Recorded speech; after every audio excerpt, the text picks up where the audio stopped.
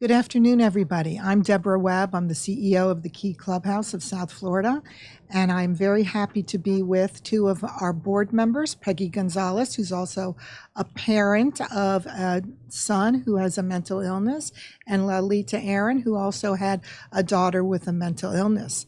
For those that do not know, the mission of the Key Clubhouse is to afford people that are living with severe mental illness an opportunity for employment, for education, for socialization, for more interaction with people and activities, to be together in a community that supports them.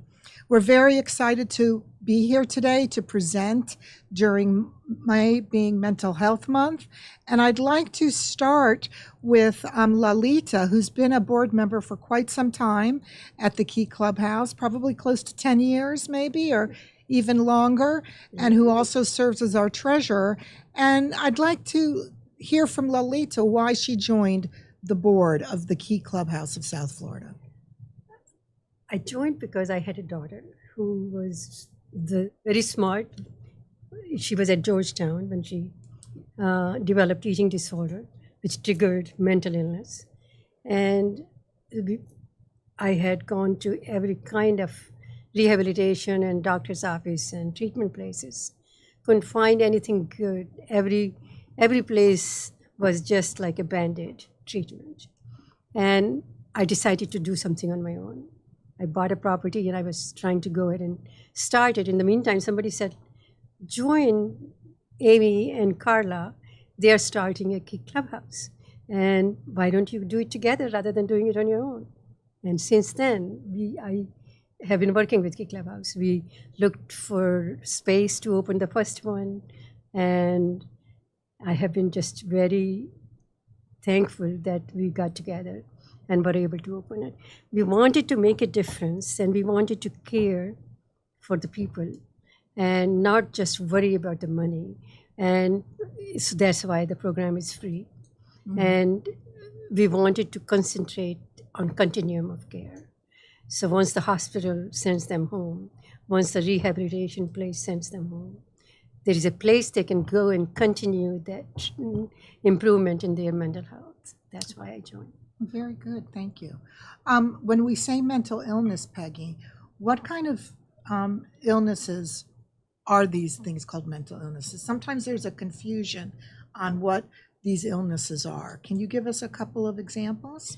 Yes, thank you. First of all, thank you for inviting me over. I think it's so important to talk about the Key Clubhouse and mental health, mental illness, especially during this month. And I'm not a professional. I'm just a mom of a child with a mental illness, but some mental illnesses are like schizophrenia, bipolar, schizoaffective, and the list is pretty intensive. You know, it's long, but those are some of the things, illnesses that are and that our members, and we can talk a little bit about the Clubhouse, members have, right? Some of our members have some of those different illnesses. And when you say members, what do you mean members? Well, when you join the Key Clubhouse, you become a member of the Key Clubhouse. Okay, that's great. So that means like the definition of Clubhouse is you're a member. What do they actually do there? Well, they have many activities at the Clubhouse. Once you become a member, which is totally free, there's no cost to be a member. There's different activities. I know that they get together every day. They get together in the morning. They have meetings, right, to plan out their day. And the Clubhouse belongs to the members. And that's something very important, so they can feel part. And it functions because our members make it function. So we have a culinary section, we have a business section, we have a broadcasting similar to what we're doing here today. Oh, great. That our members do every day, like a newscast for the rest of their members, and that's wonderful. They get to experience all these different types of activities. Great. And if I could add to that, yes. What you asked for members means those young adults who are affected by mental illness. And then when they join the Key Clubhouse, they're referred to Key Clubhouse by psychiatrists or psychologists because they have been suffering from this illness, which has made them not socialize, depressed. They are locking themselves up in a room and not getting out. So it gives them a chance to get out of the house. It's great for parents to get them, because they're trying so hard, to get them out, to get them socialized, to get them to do something. Right. So it gives them an opportunity to do something. And there is no pressure. It's not a treatment facility. It's not just socialization either. So it gives you an opportunity to socialize as well as learn and as well as get employment. So that's the best part of it. And so all those people who are affected become members. So both of you ladies know me very well because I'm the CEO of your board. And I think the employment piece is very, very important. Just last year alone, for your information, we put 52 people back to work who have not worked in a very, very long time.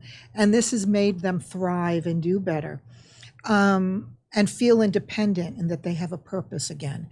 How, in your opinion, being both parents and mothers of adult children who have a mental illness, how important do you think an organization like this is to all of those that are living with this devastating illness?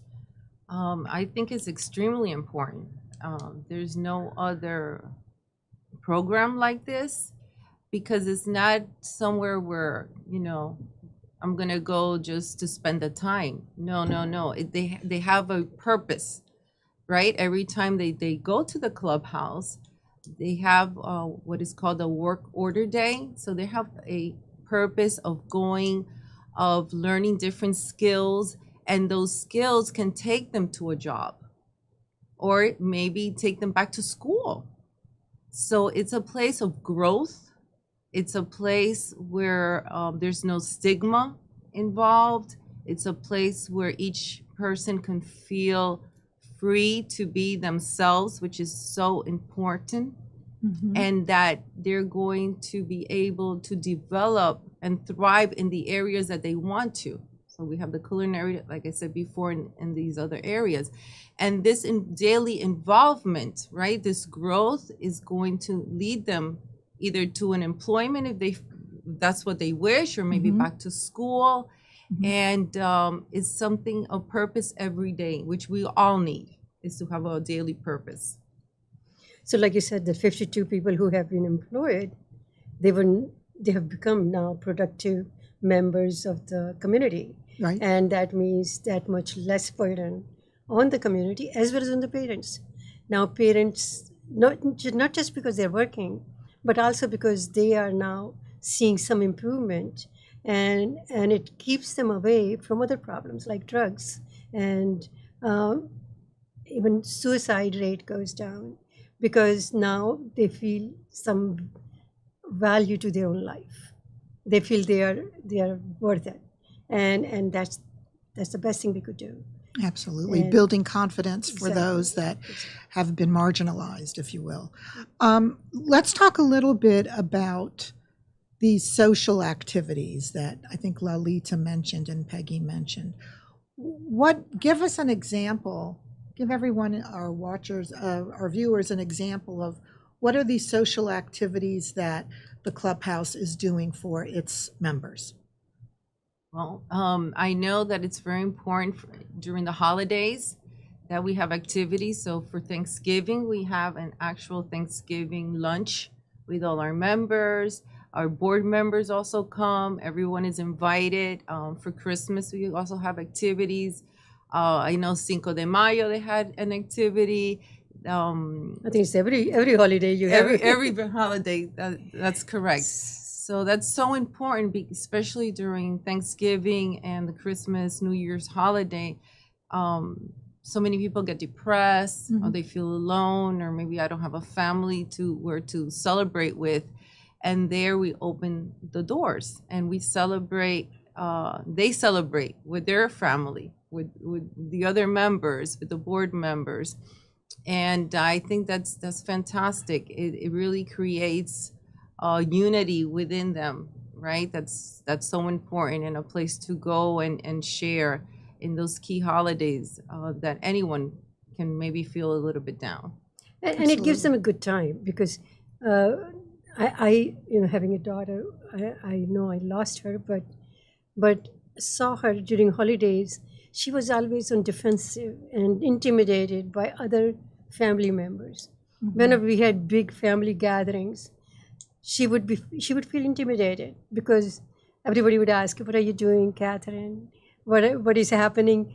And she doesn't want to say that she's not feeling good.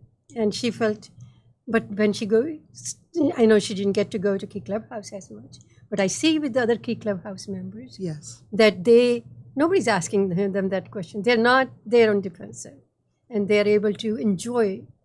And I would have given anything to see happiness on her face. You know, I tried so much, but I'll take her to the trips, but she always thought there was something wrong with her.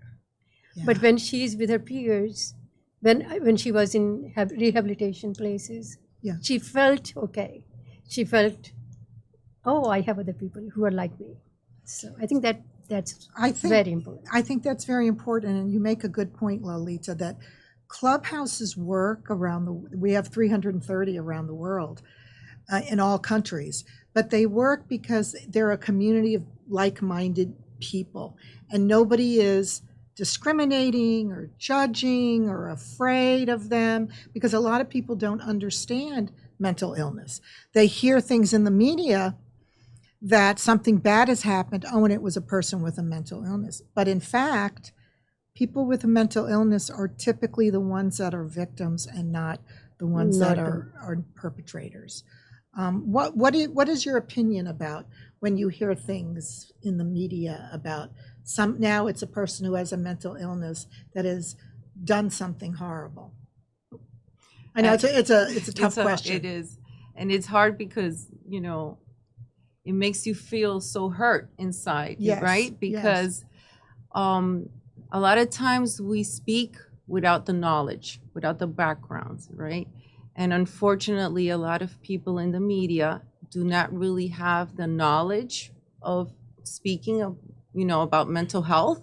So, unfortunately, that's the time that we hear most about mental health is when a tragedy has happened. And then that subject comes up again. Actually, that shows us how important it is to work on continuum of care. So, because we are really not being fair to our community that is suffering. They're suffering. Yeah. And they're victims, as you said. Yes. They're not the ones who are hurting. So we need to do more so we don't have those problems. Absolutely, absolutely. And also, a lot of times they have, which we all know in Miami, there's a housing issue, and as it is all over the place. Luckily, we were able to, as you all know, we were able to partner with Carrefour Supportive Housing, and we have 40 units in the building where we offer our clubhouse. But what are your thoughts and ideas about shaping the future for housing, perhaps, with people that are in dire need?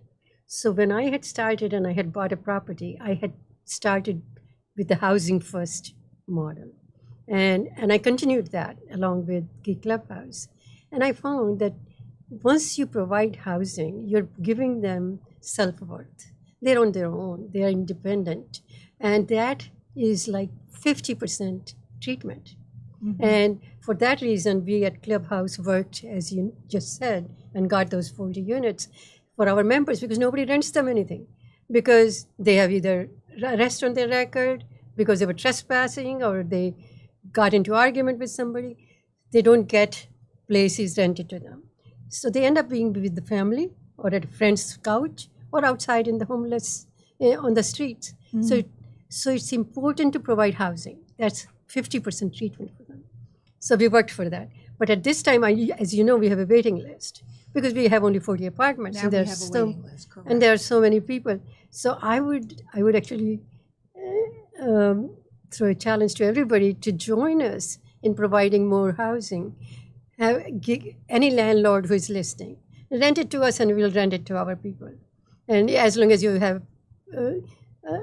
you can work with us and you can understand the mental illness and work with them. Thank you. Yes, I think that's a good point. Peggy, would you like to add anything regarding the housing? Well, I think is very important. Like Lalita said, housing for everyone. That's. I believe one of our members said, that he felt so wonderful when he stepped into his apartment. It was a place that he knew every day he was going to rest there. That was his apartment. And, I was so happy to hear that from him. And he was so grateful that he was able, I don't know how many years he hadn't had a place to call his own. And that's wonderful. And it's wonderful that we have the clubhouse right on the first floor. So our units are upstairs, and in the first floor is our clubhouse, where they can just come down and have a cup of coffee, spend time at the clubhouse. Do some work. Do some work, that's right, and go upstairs. And if they have issues, they can talk to somebody. They have issues, they have somebody to talk to. Yes. And like Lalita said, it's free. So we don't charge for Clubhouse. And we don't even require Medicaid or Medicare or insurance. Yeah. And we are now, for those who are listening, we are trying to open another one in this neighborhood, because on Kendall Drive, somewhere close to that, because some of the people, I have had many friends who have hard time getting their children or their young adults out to Key Clubhouse or to Fellowship House, which is down south. And we need more of these places so that we can provide an opportunity to our marginalized community members. Absolutely. So please join us. It's interesting too that you beautiful ladies, I'm sitting here and really feeling like how grateful I am for both of you. Unfortunately, you had to join this club because you had to out of necessity. But there's a lot of people that really don't know about mental illness because it maybe hasn't touched them. And if they knew how devastating this is, there would be more supporters.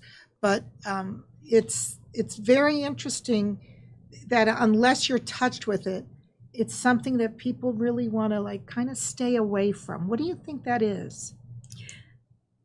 I think even the people that have a situation with mental illness are afraid to open up. I think a lot because shame. There's shame attached. There's stigma. I think mental health, mental illness, like many other illnesses, affects everybody, every family. I don't think there's a family that is not affected in some way. I agree. With mental illness. And it's not just family, it's everybody. It's everybody. All of us. Right. I have some issues. You'll say, I have some issues. Yeah, my idiosyncrasies, just that we have learned how to deal with it. Yeah. And they have not. That's the difference. Mm-hmm.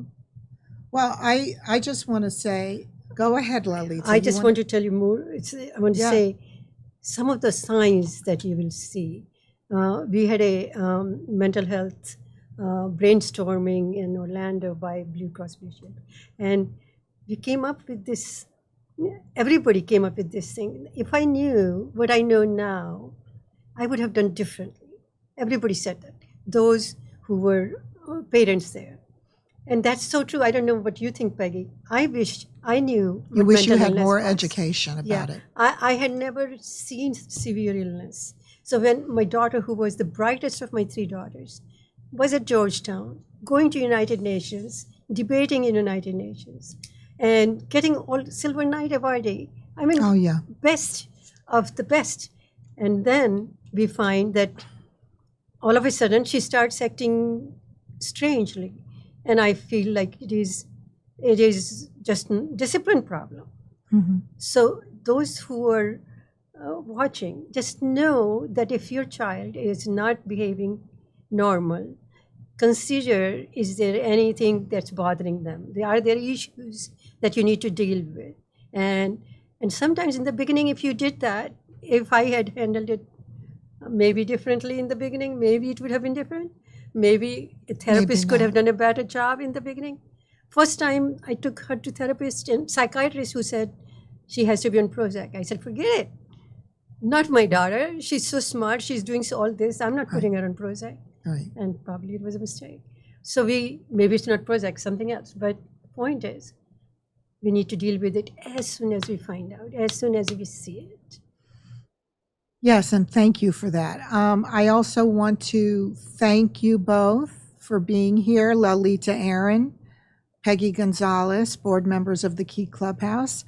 We will be participating in the NAMI Walk as we support mental health education services and support in our community, which is this Saturday. And if anybody wants to find out more about Key Clubhouse and you have a loved one or a friend who needs support, our website is www.keyclubhouse.org.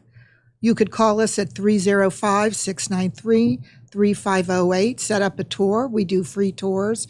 We're open and we embrace all of the people that are living with mental illness to have them have a better quality of life. Thank you, ladies, and thank you, Miami Community Newspapers. Thank you for having us here. And we will be at the walk. So look for our table, the Key Clubhouse. Thank you, Peggy. We will be there, and hope that you will come by and visit us. Thank you very much. And also, if they want to come and visit Key Clubhouse, anybody, Yes. They can call and visit We have find out tours. what we do. Yes, Because absolutely. it's an important job that we should all join. Thank you very much.